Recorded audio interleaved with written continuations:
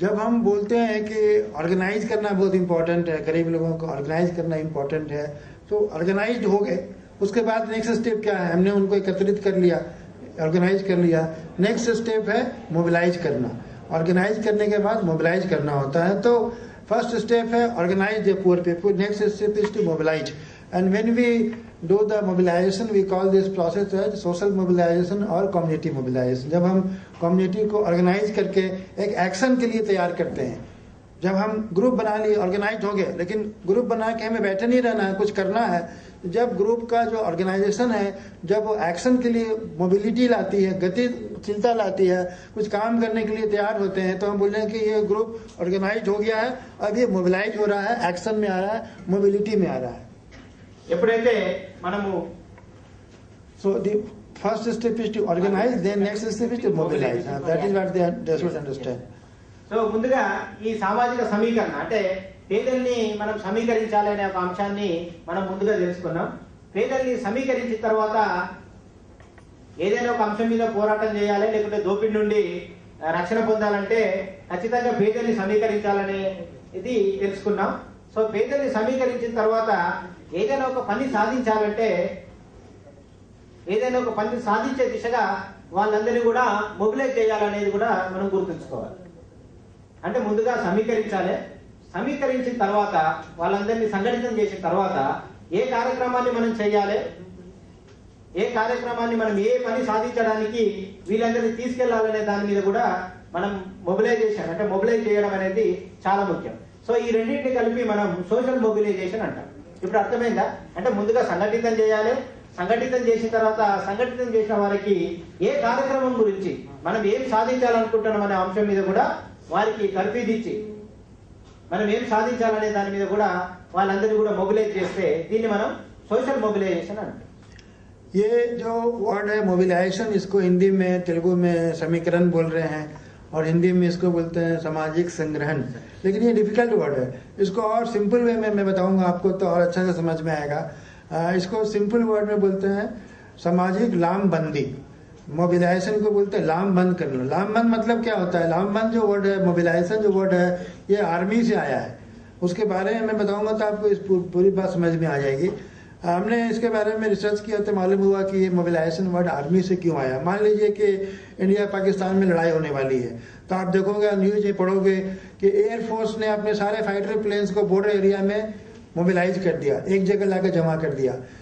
Ship जो है, navy जो है, वो अपने सारे शिप्स को बॉर्डर एरिया में जाकर के एक जगह जाकर जमा कर दिया। पूरे जो आर्मी हमारे ट्रूप्स है वो दुनिया में, इंडिया में हर जगह रहते हैं, फैले रहते हैं, लेकिन वार के समय वो सारे ट्रूप एक जगह लाके जमा हो जाते हैं। किस लिए? एक जगह जमा के एक जगह आके जमा हो गए, ऑर्गेनाइज हो गए एक्शन करने के लिए। तो ये जो लामबंद होता है, उसका मतलब होता है अपने रिसोर्स को एक जगह लाकर जमा करना, एक्शन करने के लिए। तो उसी को ये तेलुगु में समीकरण बोल रहे हैं, उसी को हम हिंदी में बोल रहे हैं संग्रहण करना। लेकिन एक्चुअल मतलब इसका है कि हमारे जो रिसोर्सेज हैं, और हम जो रिसोर्स की बात कर रहे हैं सोशल मोबिलाइजेशन में, वो है हमारा ह्यूमन रिसोर्स। सोशल मोबिलाइजेशन में हम किसकी मोबिलाइजेशन करते हैं? ह्यूमन ग्रुप्स की, ह्यूमन सोसाइटी की।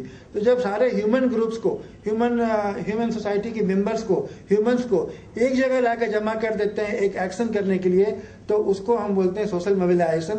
मतलब मोबिलाइजेशन का मतलब है रिसोर्सेज को ला करके एक जगह जमा कर देना एक्शन करने के लिए। उसको ఇప్పుడు సామాజిక సమీకరణ అంటే సోషల్ మొబిలైజేషన్ అంటున్నాం. ఈ మొబిలైజేషన్ అనే పదం కూడా, ఈ సమీకరణ అనే పదం కూడా చాలా అర్థంతో కూడుకున్నది.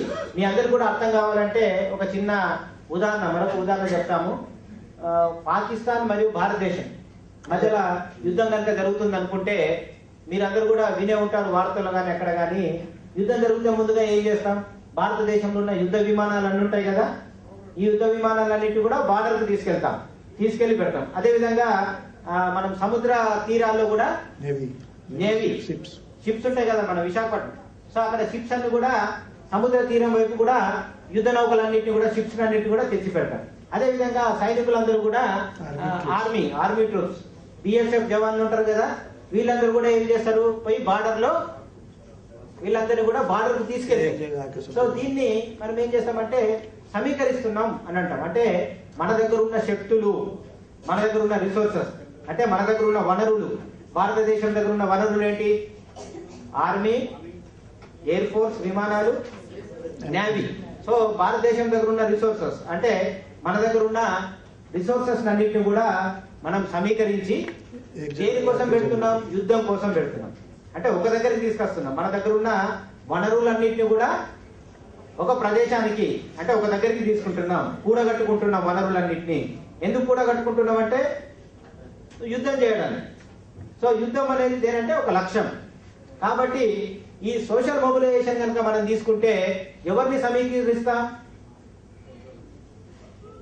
మనుషుల్ని అంటే ప్రజల్ని. మనం సోషల్ మొబిలైజేషన్ లో ప్రజలందరినీ కూడా సమీకరిస్తాం. అంటే మన దగ్గర ఉన్న వనరులు ఎవరు? మన దగ్గర ఉన్న వనరులు ఎవరు? మన గ్రామస్తులు.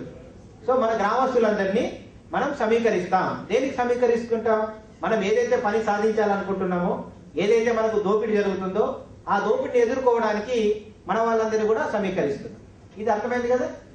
సో సమీకరణ అనేది కూడా సమీకరించడంలో మన దగ్గర ఉన్న వనరులన్నింటినీ కూడా మనము కూడగట్టుకొని మనకి ఏదైతే కావాలో ఆ లక్ష్యం కోసం సమీకరణ అనేది మనం జరుపుతామనే అంశాన్ని మీరు గుర్తుంచుకోండి. ये मतलब सिंपल में नहीं समझ में आ गया ना? समझ में। रिसोर्सेज को एक जगह लाकर जमा कर देना, एक्शन करना, दैट इज सोशल मोबिलाइजेशन. समीकरण वगैरह भूल जाने का है, ये सिंपल चीज समझने का है.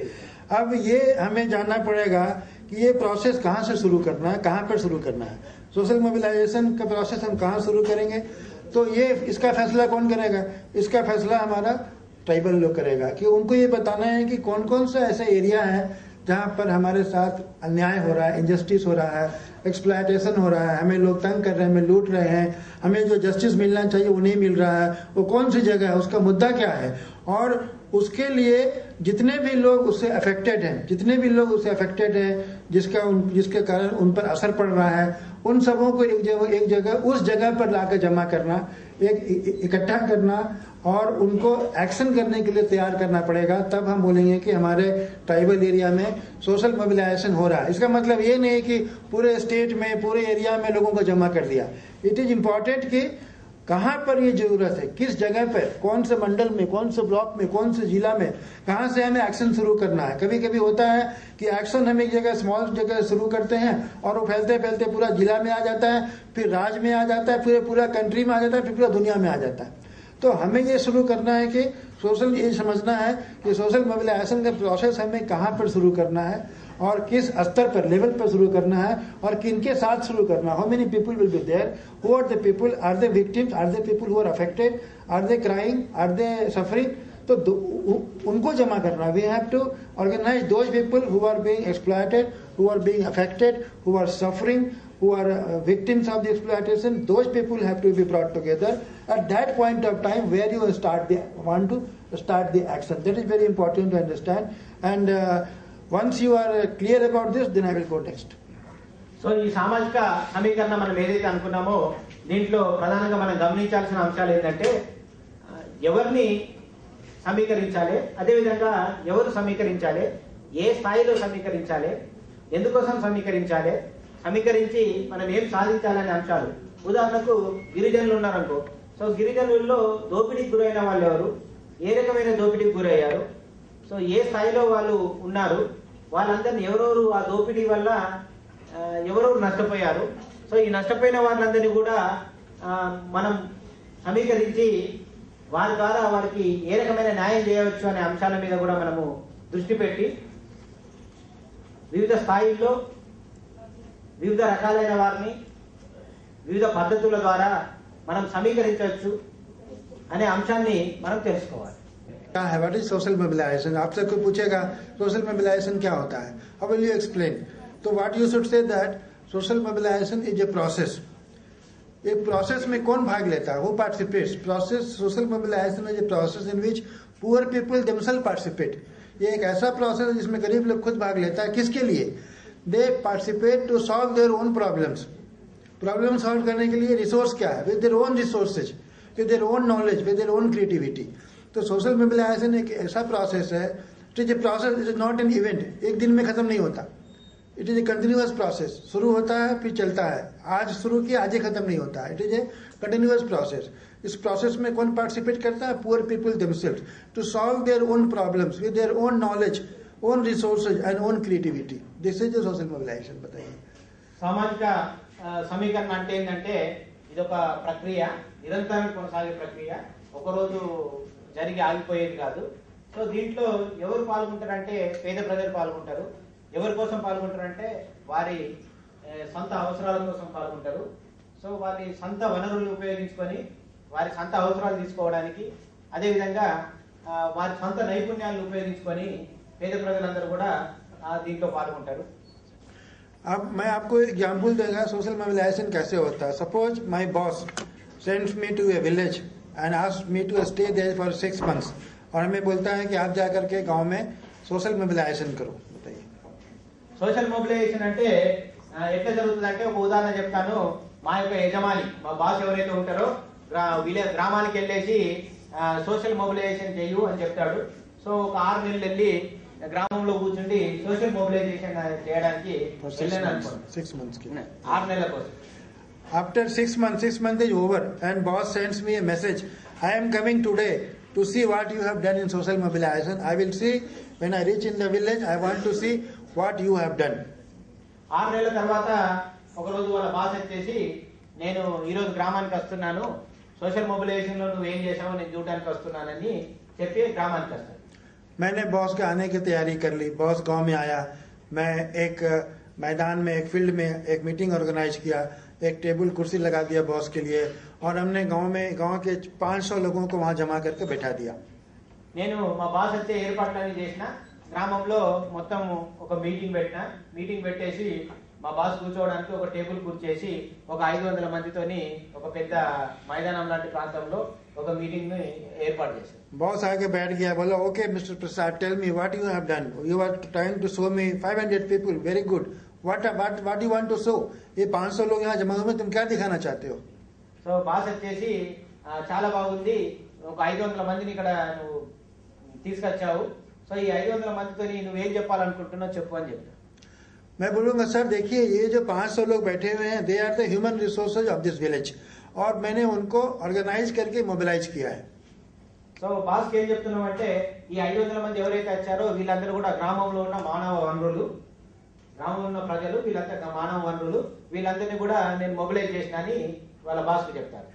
रुपए होते हैं, लेकिन क्या उस रुपया पर आपका कोई कंट्रोल है? नहीं.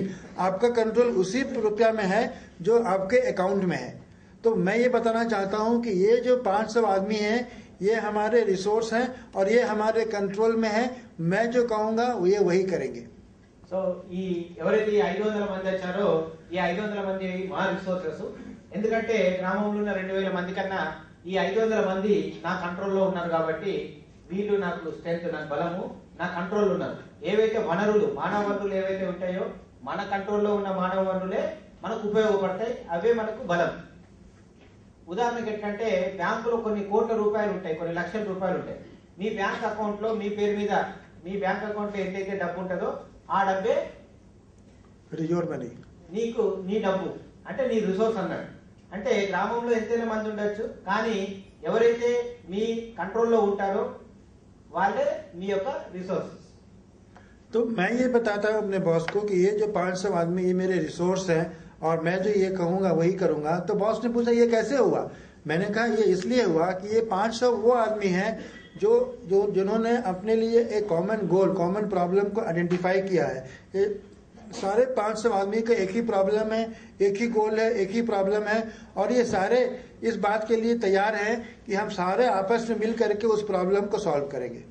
బాస్ అడుగుతాడు ఈ 500 మంది ఏం చేస్తారు అంటే అప్పుడు చెప్తారు ఈ 500 మంది కూడా ఒకటే సమస్య, వీళ్ళందరికీ కూడా కామన్ గా ఒకటే సమస్య ఉంది, అదే విధంగా ఒకే రకమైన ఆలోచన ఉంది, ఒకే రకమైన పని వీళ్ళకి కావాలి. కాబట్టి ఈ 500 మంది కూడా ఒక పని గురించి, ఒక లక్ష్యం గురించి ఇలా 500 మంది కూడా పనిచేస్తారనేది చెప్పడం జరిగింది.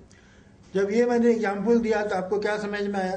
सोशल मोबिलाइजेशन मैंने क्या किया, मैंने पहले ह्यूमन रिसोर्स को ऑर्गेनाइज किया और फिर उनको अपने कंट्रोल में लाया. लेकिन ऑर्गेनाइज करने के पहले उनके साथ डिस्कस किया कि आपकी प्रॉब्लम क्या है, आपकी तकलीफ क्या है, आपकी इशू क्या है, क्या मुद्दा है और आप किस मुद्दे पर साथ मिलकर काम करना चाहते हो, क्योंकि लोग तभी एकत्रित होते हैं, लोग तभी ऑर्गेनाइज होते हैं जब उनका एक कॉमन एजेंडा होगा, कॉमन गोल होगा। अगर 500 आदमी में 500 आदमी का 10 प्रॉब्लम है तो वो एक साथ नहीं काम करेंगे।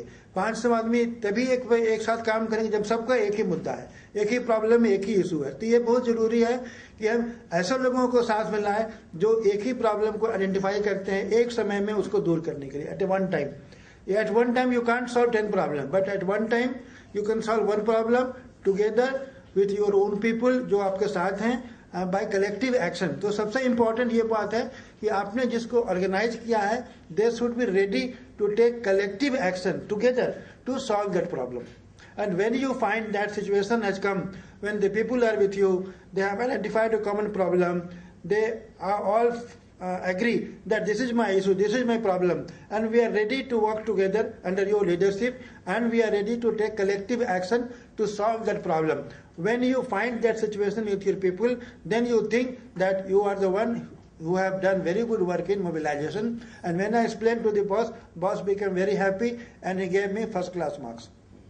సో ఇంకా జరిగిన చర్చ ఏంటంటే, ఏదైనా ఒక సమస్య, ఒకటే సమస్య కనుక ఉంటే ఆ ఒకటే సమస్యకు సంబంధించి అందరినీ సమీకరించి ఆ సమస్య పరిష్కారానికి ప్రయత్నించవచ్చు। ఒక సమస్య కన్నా ఎక్కువ సమస్య ఉంటే 10 మందికి 10 రకాల సమస్యలు ఉంటే మనం సక్రమంగా సమీకరించలేము, సక్రమంగా వారి యొక్క సమస్య పరిష్కారానికి ప్రయత్నం చేయలేము। అందుకోసం ఎప్పుడైనా ఒక సమస్యకు సంబంధించి ఎంతమందికి ఒక సమస్య ఉంటుందో గుర్తించి వాళ్ళందరినీ సమీకరించి దాన్ని సాధించడానికి, పరిష్కరించడానికి మనం ప్రయత్నం చేయాలి। సో ఈ రకంగా సామాజిక సమీకరణలో సమస్యకు ఆధారంగా పరిష్కారానికి దిశగా మనం జన సమీకరణ చేసి ఏదైనా కూడా సాధించవచ్చు। जब हम सोशल मोबिलाइजेशन करने जाते हैं तो हमारे पास there should be some principles, सिद्धांत जिसके अगेंस्ट में हम काम करते हैं। तो सोशल मोबिलाइजेशन के there are two principles of social mobilization. The first principle is that you can not develop the community, and second principle is that community will develop on its own. बताइए। ఈ సామాజిక సమీకరణలో 2 నియమావళి మనం గుర్తుంచుకోవాలి। ఒకటి, మనము సమాజాన్ని మనము అభివృద్ధి చేయలేము, సమాజాన్ని మనం అభివృద్ధి చేయలేము, సమాజము దానంతట అదే అభివృద్ధి చెందుతుంది। రెండవది, you means you can not develop the community, I can not develop the community, they will develop on its own. Second principal. So community తనంతట తానే స్వయంగా అభివృద్ధి చెందుతుంది। నీవో నేనో కలిసి కమ్యూనిటీని అభివృద్ధి చేయలేము। కమ్యూనిటీ తనంతట తానే, సమాజం తనంతట తానే అభివృద్ధి చెందుతున్న అంశాన్ని మనం అందరం గుర్తుంచుకోవాలి। Then you will ask a question, if I cannot develop the community, they will develop on its own, then what is my role? What will I do? Then your answer should be that I will give them guidance, I will give them knowledge, I will give them encouragement, I will lead them, I will motivate them. These are my job. My job is not to develop. My job is to make the people ready. My job is to prepare the people ready for collective action to solve their common problem. And I simply have to give leadership, motivation, encouragement, and action will be taken by them under your supervision, under your guidance. So మీ అందరికి కూడా ఒక సందేహం రావచ్చు, సమాజం దానంతట అభివృద్ధి చెందితే నేనేం చేయాలని ఒక మీకు ప్రశ్న, సందేహం రావచ్చు। మనం ఏం చేయాలంటే వారికి సరైన అవగాహన కల్పించడం, వారికి సరైన విజ్ఞానాన్ని, నాలెడ్జ్ని ఇవ్వడం, వారికి సరైన నైపుణ్యాన్ని ఇవ్వడం, వారిని ఉత్తేజపరచడం, వాళ్ళ లోపల చైతన్యాన్ని కలిగించడం అనే అంశాన్ని మనం చేయగలిగితే సో వారిచ్చట వాళ్ళే అభివృద్ధిలోకి వస్తారు। You are the leader, you are the guide, but you don't assume the leadership of the community. Let the leadership emerge from the community. You simply have to guide, you simply have to lead, not from the front but from the behind. ప్రధానంగా volunteers గా మీరందరూ గుర్తుంచుకోవాల్సింది ఏంటంటే, మీరు నాయకులు, మీరు కమ్యూనిటీని, మీరు సమాజాన్ని ఉత్తేజపరచాలి తప్ప సమాజం యొక్క నాయకత్వాన్ని మీరు చేతిలో తీసుకోకూడదు। ఎప్పుడైనా మీరు వెనుకుండే సమాజాన్ని నడిపించాలి, అంటే మీరు వెనుకుండే ప్రజల్ని నడిపించాలి। Because the whole challenge is that the movement should come from the community and it should be reflected. It should be seen that it is the whole community which is progressing, which is moving towards solving their problem. It is their problem. It is the problem which they have identified. It is their own leader who is guiding them. You have to simply motivate them and never assume the leadership of the community. Don't tell them I am there, don't worry, I will take care. It is wrong. It is wrong. What you have to do, you have to see that they themselves take the initiative. That is the process of social mobilization. In this process, people themselves come forward. They themselves take the initiative. They themselves find their own leader, and they themselves identify the problem, and they themselves find the solution to solve the problem. You have to simply keep guiding them from the behind, not from the front. So otherwise it will be thought that you are misleading them. But when the community itself takes a decision to solve their own problem in their own way, with their own resources, with their own manner, then it will be totally independent and local movement. సమాజం నుంచి ఏదైనా ఉద్యమం వస్తే సమస్య పరిష్కార దిశగా ఉద్యమం వచ్చే విధంగా మీరు మార్గదర్శకంగా ఉండాలి. అదేవిధంగా మీరు వెనుకుండి సమాజాన్ని నడిపించాలి, ఆ ఉద్యమాన్ని నడిపించాలి. అదేవిధంగా ఏదైతే ప్రజలు ఎవరైతే ఉన్నారో వాళ్ళు సొంతగా పరిష్కార మార్గాల్ని అదేవిధంగా సొంతగా వాళ్ళ ఉద్యమాన్ని నడుచుకునే విధంగా మీరు మార్గదర్శకత్వం చేయాలనేది సోషల్ మొబిలైజేషన్ లో చాలా ముఖ్యమైన అంశం. Social mobilization में एक चीज और इम्पोर्टेंट है. When you go to mobilize the community, you must have one strong feeling in your mind, a strong value that people are capable, people can do, people are capable of solving their problem themselves, and people have the capability. Though they look to be poor, but they have lot of knowledge, experience, and they have lot of dynamism, and they have the potential to solve their problem. Don't think they are poor, they are helpless. That is very important. And you should always think that they can do it. They will do it.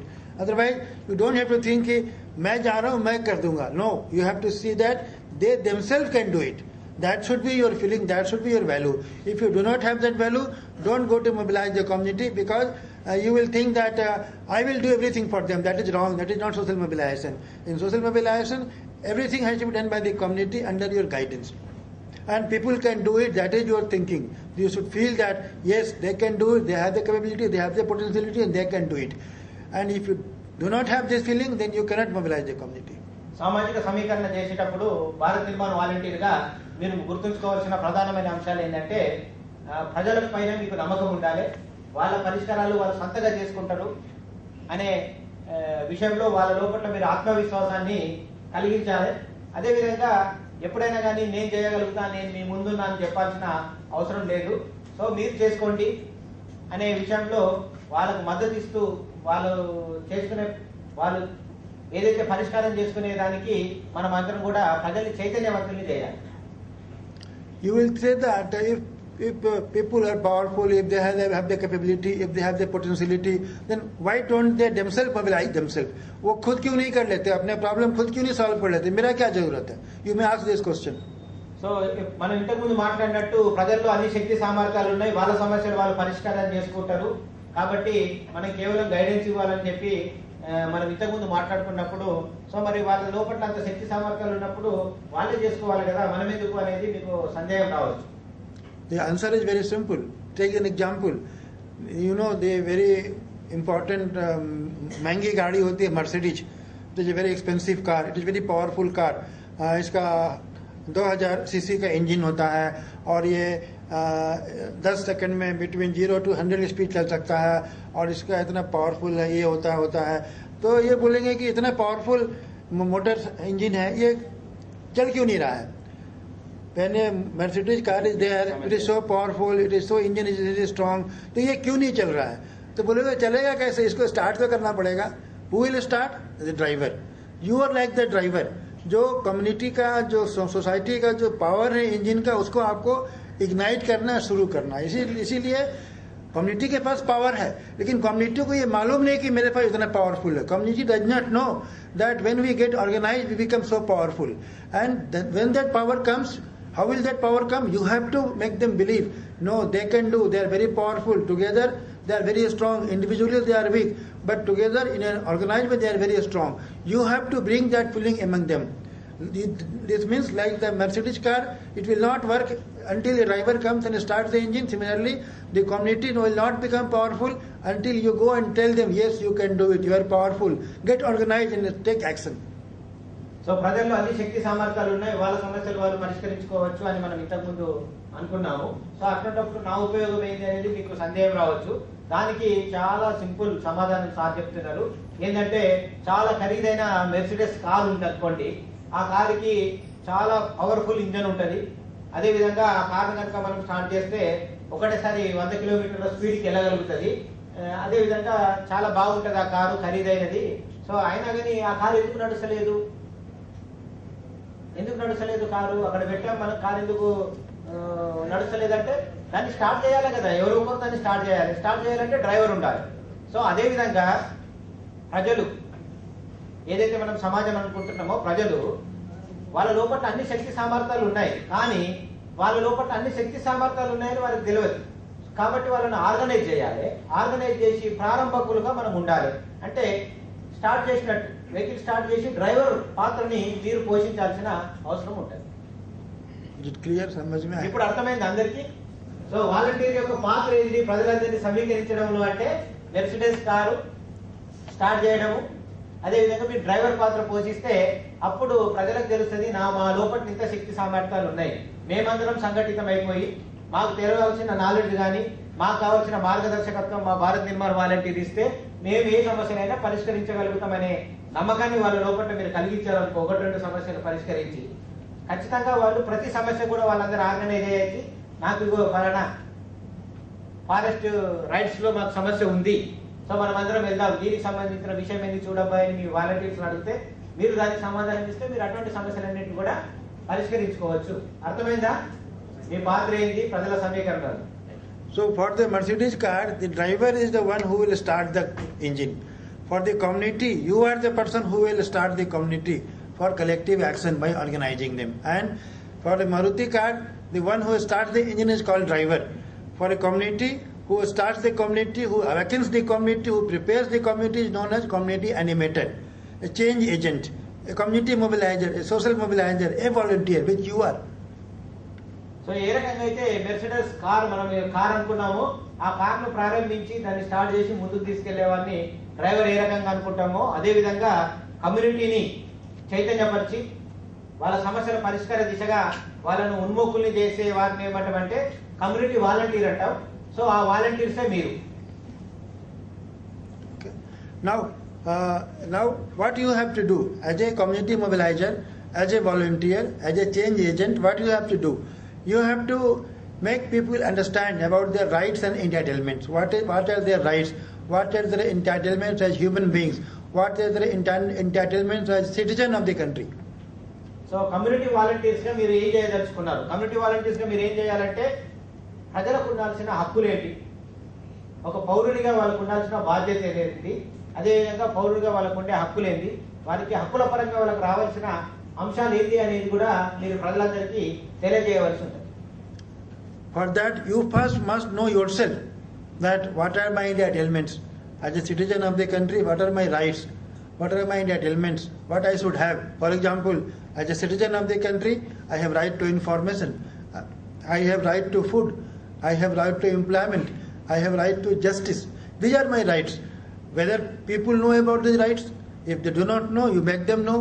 Then only people will say, no, मैं भूखा हूँ, मुझे खाना चाहिए, मुझे government को, मेरे पास job नहीं है, गवर्नमेंट को जॉब देना है. जब तक उनको अपने राइट्स के बारे में मालूम नहीं होगा, जब तक हमारे देश में जो कानून है उसके बारे में मालूम नहीं होगा, वो अपने वॉइस कैसे रेज करेंगे? People will think, no, I am poor, God has made me poor, I will live like that, I will die like that. But when they are said, no, you are born like a poor, but you are not supposed to die like a poor. You are living in a country which is democratic country. Democratic country has given you certain rights and privilege and entitlements. Government is committed to give you certain rights for your food, for your information, for your employment, and it is your duty to ask for that right. It is your duty, it is your role to take that rights by asking the government to give you. If they do not give you, you agitate, you fight for it, you fight for your right. That is your approach to make them aware about their rights and entitlements. So ప్రజలకు వాళ్ళకున్న హక్కులు అదేవిధంగా వాళ్ళకున్న బాధ్యతల్ని తెలియజేసే ముందు volunteer గా ఒక పౌరునిగా నీకున్న హక్కులు ఏంటి, అదేవిధంగా నీకున్న బాధ్యతలు ఏంటి అనేది కూడా మీరు తెలియజేసుకోవాలి. ఉదాహరణకు భారత ప్రభుత్వం సమాచార చట్టాన్ని ఇచ్చింది, నీకు సమాచార హక్కు ఉంది. అదేవిధంగా ఉపాధి హామీ పథకం ద్వారా నీకు పని చేసే హక్కు ఉంది. అదేవిధంగా విద్యా హక్కు చట్టం ఉంది. ఈ రకంగా ఏ హక్కులు ఉన్నాయి, ఏ చట్టాలు ఉన్నాయి, అదేవిధంగా ఏ సమాచారం మనం ఏ రకంగా తీసుకోవచ్చు, సమాచార చట్టాన్ని ఏ రకంగా సద్వినియోగం చేసుకోవచ్చు అనే అంశాల మీద మీరందరూ కూడా అన్ని విషయాల్ని మీరు తెలుసుకున్నప్పుడే మీరు మీ గ్రామంలో ఉన్న ప్రజలందరికీ కూడా అన్ని విషయాలు తెలియజేసే వారుగా ఉంటారు. కాబట్టి ముందుగా వాలంటీర్స్ మీకున్న హక్కులేంటి, ఒక సిటిజన్ గా, ఒక పౌరుడిగా మీరు ప్రజలకు ఏ రకంగా సేవలు అందించవచ్చు, ఎవరైనా వచ్చి మీకు అడిగితే ఏ రకంగా వారి సమస్యలకు పరిష్కారాలు ఇవ్వచ్చు అనే అంశాల మీద మీరు దృష్టి పెట్టుకోవాలి. In the past, whatever government did for the poor people, it was under the welfare approach. Now, whatever is government is doing for the poor people, it is called rights-based approach. So, we have moved from welfare approach to rights-based approach. Presently, the approach which we are following for development for the poor is called rights-based. People have a right to demand, and right to demand for a good life by asking for information, employment, food, security, everything. So that you have to make them understand. Whatever you are asking from the government is your right. That is not a dole, that is not a welfare, that is not a charity. So మీరందరూ కూడా గుర్తుంచుకోవాల్సిన అంశం ఏంటంటే, గతంలో మన ప్రభుత్వం ప్రజల కోసం చేసే అంశాలను కూడా సంక్షేమం కోసం మనం చేస్తున్న అంశాలుగా మనం గతంలో అభివృద్ధి చేసే కార్యక్రమాలను కూడా సంక్షేమం కోసం మనం చేస్తున్నాం అనేవాళ్ళు. ఇప్పుడు అభివృద్ధి అనేది ప్రజల యొక్క హక్కు. ఇదేం కేవలం దయాదాక్షిణ్యాల మీద కాదు, ఇది హక్కు. ప్రజలు అడిగి చేసుకునే విధంగా, ఇది నా హక్కు కాబట్టి మమ్మల్ని అభివృద్ధి చేయండి, ఈ అటవీ హక్కులు మా హక్కు. అదేవిధంగా పీసా చట్టంలో ఉన్న గ్రామ సభ యొక్క అధికారాలు కూడా మా హక్కులు, ఈ చట్టం ద్వారా మాకు హక్కులు ఇచ్చిందనే విధంగా ఆ ప్రభుత్వం వివిధ కార్యక్రమాలు చేస్తుంది. కాబట్టి వాటన్నిటిని మీరు సక్రమంగా అర్థం చేసుకొని మన గ్రామంలో ఉన్న ప్రజలందరికీ కూడా తెలియజేయాలి. సో ఇప్పుడు రైట్ బేస్డ్ అప్రోచ్ అంటే హక్కుల ద్వారా అభివృద్ధి అనేది కూడా మనం అర్థం చేసుకొని ముందుకు సాగాలి. Now for the tribal areas, you must know that government has passed a very important legislation act called PESA, and you all must go through the PESA act of central government, also PESA act of the Andhra government, and also the rules of the act. But act is one thing. With each act there should be rules. How to implement the act? So for that government will frame rule. Andhra Pradesh is the first state in the country which has framed rules for PESA act. You must understand and read and understand and know what is the central PESA act, what is the state PESA act, and what are the rules under PESA. Then only when you have understood these things fully, then only you can make your other people in your area understand about their rights within the framework of the PESA. So భారత ప్రభుత్వం మనం ఇంతకు ముందు కూడా చర్చించాం, చాలా ముఖ్యమైన చట్టాన్ని తీసుకొచ్చింది. ఆ చట్టం పేరు పీసా చట్టం. ఈ పీసా చట్టం ప్రకారం పీసా చట్టం ఉంది. పీసా చట్టంలో 1996లో భారత ప్రభుత్వం చట్టం చేసింది. అదేవిధంగా 98లో ఆంధ్రప్రదేశ్ ప్రభుత్వం ఆ చట్టానికి అనుగుణంగా రాష్ట్ర చట్టం కూడా చేసింది. మీకు ఇచ్చిన పుస్తకంలో ఉంది. కాబట్టి ప్రతి ఒక్కరు కూడా పీసా చట్టం అంటే ఏంటి, ఆ చట్టంలో ఉన్న హక్కులు ఏంటి అనేది కూడా మీరు చాలా క్షుణ్ణంగా తెలుసుకోవాల్సిన అవసరం ఉంది. Now, in this course, you will be given more knowledge about the PESA Act and rules. In this session, I will give you what are the important provisions in PESA with regard to the natural resources, common property resources, where they have to play a role. One of the important provisions in the PESA Act is that the tribals in their area, you must know that I am not talking of the all tribal areas, but tribal areas which are called scheduled areas, which comes under 5th schedule of the Constitution of India. They will tell you what is the 5th schedule. So within the 5th schedule we have the scheduled areas, and PESA law applies to the scheduled areas, which are coterminous with the tribal areas. So ఏదైతే ఈ Pisa చట్టానికి సంబంధించి కొన్ని ముఖ్యమైన అంశాలు అంటే natural resource management అంటే సహజ వనరులు ఏవైతే ఉన్నాయో వాటి యాజమాన్యాన్ని, మన ప్రాంతంలో ఉన్న సహజ వనరులు ఏంటి, వాటి యాజమాన్యాన్ని ఏ రకంగా చేసుకునే అంశాల మీద కూడా మీ అందరూ కూడా తెలియజేయాలనుకుంటున్నాను. Now, for example, in the common property resource, natural resource, government has given rights over 3 items. One is the minor water bodies. Second is about the minor minerals. And third is about the minor forest produce. Now, minor water bodies. For example, in the tribal area, there are small water bodies, lakes है, तालाब है. उसका management का power जो है वो ग्राम सभा को दिया गया है. ग्राम सभा विल डिसाइड कि इस पानी को कैसे यूज करना है, इस तालाब को कैसे यूज करना है, इसमें मछली पालन कौन करेगा, इसमें क्या करना है, सारा पावर, उससे जो पैसा आएगा उसका मैनेजमेंट करना है वो ग्राम सभा को करना है, और ये पूरा उनका अधिकार है। तो ये एक चीज जो है इंपॉर्टेंट है about minor water bodies. Second is about the minor minerals. For example there is sand, बालू, रेत है, और जो भी उस एरिया में माइनर मिनरल्स हैं, so now they will tell you that what are the items included in the minor minerals. Andhra Pradesh के कंटेक्स्ट में what are the different items which are included in the list of minor minerals, and the PESA Act provides that the Gram Sabha will have control over all those minor mineral resources. अगर किसी party को, किसी company को हमारे area में mines निकालना है तो उसके पास उसका लीज देने का पावर भी ग्राम सभा को है, और उसके बदले में वो रॉयल्टी भी ले सकता है। लेकिन अगर कोई कंपनी बिना हमसे लीज लिए, रॉयल्टी लिए अगर वो ले लेता है तो वो लॉ का वायलेशन है। इसके अगेंस्ट में आप कम्युनिटी को ऑर्गेनाइज करके, मोबिलाइज करके अगेंस्ट में आप you can fight. Third thing is about the minor forest produce. Minor forest produce is the item which is non timber forest produce. जो जंगल में जो मिलता है हमें, जो वुड बेस्ड नहीं है, नॉन वुड बेस्ड है, that is called minor forest produce, like adda leaf, like tendu patta, gums, all these are minor forest produce.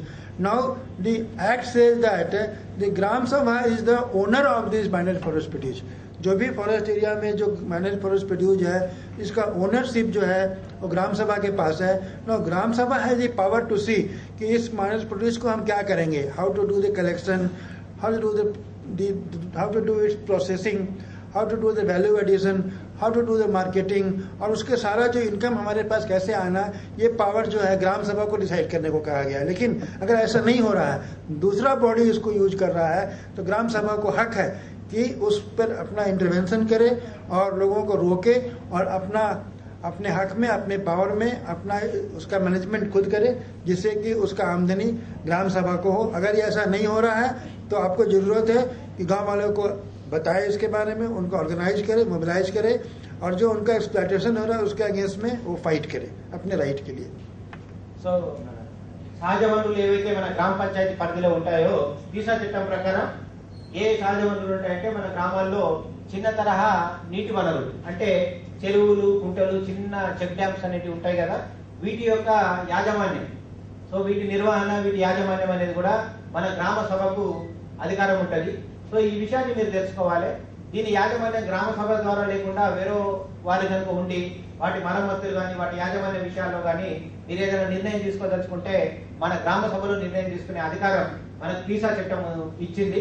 కాబట్టి మన వాలంటీర్స్ అంతా దీన్ని దృష్టిలో పెట్టుకొని మీ గ్రామాల్లో ఇటువంటి ఏమైనా సమస్యలు ఉంటే మన ప్రజలందరినీ సమీకరించి ఈ సమస్యల పరిష్కారానికి కృషి చేయాలి. అదేవిధంగా రెండో అంశం ఏంటంటే మైనర్ మినరల్స్ అంటే చిన్న తరహా ఖనిజోత్పత్తులు. ఉదాహరణకు ఇసుక కానీ, చిన్న చిన్న రాళ్ళు కానీ, కంకర కానీ, అదేవిధంగా ఇటువంటి అంశాలు కానీ పెద్ద పెద్ద మైనర్ మినరల్స్ యొక్క ఒక లిస్ట్ ఉంటుంది. ఈ లిస్ట్ లో మైనర్ మినరల్స్ అంటే సాధారణంగా ఇసుక కానీ, చిన్న రాళ్ళు కానీ, ఇటువంటివి కానీ మన గ్రామం నుండి తీసుకెళ్లాలంటే గ్రామ సభ ఆ సంస్థకు కానీ, అదేవిధంగా గిరిజన సొసైటీలకు కానీ గ్రామ సభ అనుమతించాల్సిన, తీర్మానం చేసి అనుమతించాల్సిన ఆవశ్యకత ఉంటది. కాబట్టి పీసా చట్టం ప్రకారం ఇది సక్రమంగా జరుగుతుందా లేదా, గ్రామ సభకున్న అధికారాన్ని మనం వినియోగించుకుంటున్నామా లేదా అనేది వాలంటీర్స్ ఆ చట్టం ప్రకారం మన గ్రామస్తులందరినీ కూడా చైతన్యవంతం చేసి అది సక్రమంగా జరిగే విధంగా చూడాల్సిన బాధ్యత మీ అందరి మీద ఉంది. అదేవిధంగా చిన్న తరహా అటవీ ఉత్పత్తులు అంటే ఉదాహరణకి మన అడ్డాకులు కానీ, అదేవిధంగా చింతపండు కానీ, కొండ చీపుర్లు కానీ, కరక్కాయలు కానీ, ఉసిరికాయలు కానీ మన గిరిజనులు మనం అడవి నుండి సేకరించేసి మనం గిరిజన కోఆపరేటివ్ కార్పొరేషన్ కు మనం అమ్ముతుంటాం. సో దీనికి సంబంధించిన అంశాల్లో మన గ్రామ సభకు అన్ని అధికారాలు ఉన్నాయి. కాబట్టి ఎవరన్నా మన గ్రామ సభ కాకుండా, మన గ్రామస్తులు కాకుండా వేరే సంస్థ వచ్చేసి మన అటవీ ప్రాంతం నుండి ఇవన్నింటినీ సేకరించేసుకొని వాళ్ళు అమ్మడం కానీ, వాళ్ళు కొనడం కానీ చేస్తే మన గ్రామ సభ దాన్ని అడ్డుకోవచ్చు. మన గ్రామ సభ తీర్మానం ప్రకారం వాటి మీద మనకు హక్కులు ఉన్నాయనే అంశాలు మన వాలంటీర్స్ అందరూ కూడా గుర్తుంచుకోవాలి. ఈ విధంగా పీసా చట్టం సహజ వనరులు, మన గ్రామంలో ఉన్న సహజ వనరుల మీద అధికారం మనందరికీ కూడా ఇచ్చింది. కాబట్టి ఇంకా పీసా చట్టానికి సంబంధించిన నియమావళి మీకు ఇచ్చిన పుస్తకంలో ఉంది.